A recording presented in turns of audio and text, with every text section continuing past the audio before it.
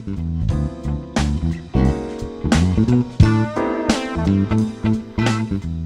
law of reciprocity is not like the leadership laws that I have been talking about from the book 21 Irrefutable Laws of Leadership by John Maxwell, but it is a law of life, and leaders must respect this law.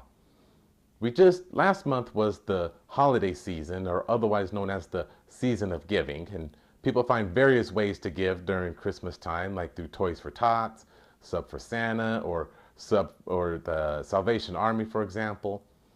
And you hear about the pay it forward, where someone will pay someone's bill behind them that's in the drive-through, or other things like that, random acts of kindness. It just feels good to be able to give freely.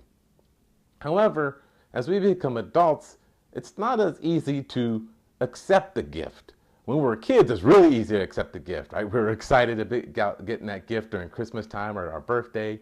But then as we become an adult, we find it a little harder to be willing to receive freely.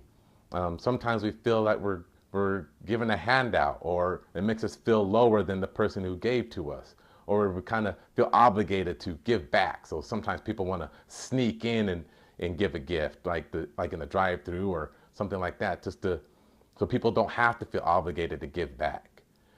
However, we must understand that the law of reciprocity is a law. You can't avoid it. When you give, you're going to receive. It's going to happen whether you like it or not. Think of times when you have given something, and I bet you can think of when something is being given back to you.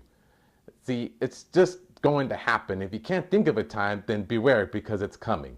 Because we're all natural givers, and I understand that. But we have to be natural receivers as well.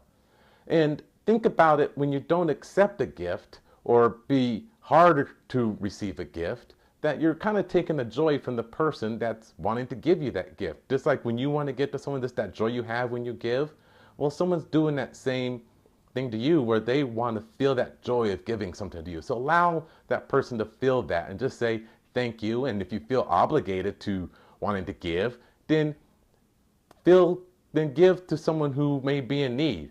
Usually when someone gives, they are given freely. They're not really expecting anything back. But there's other people who are in need that you can give to. That's the whole idea of paying it forward.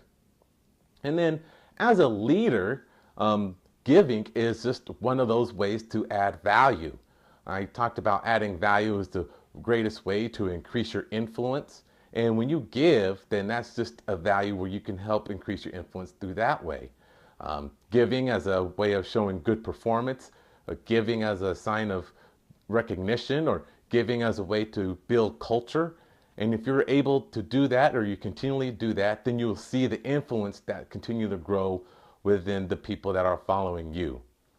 So understand the law of reciprocity. It's a universal law in life, and it's going to be there. You can't avoid it. So just as much as you're willing to give freely, be willing to receive freely as well, and allow the law of reciprocity work towards your purpose.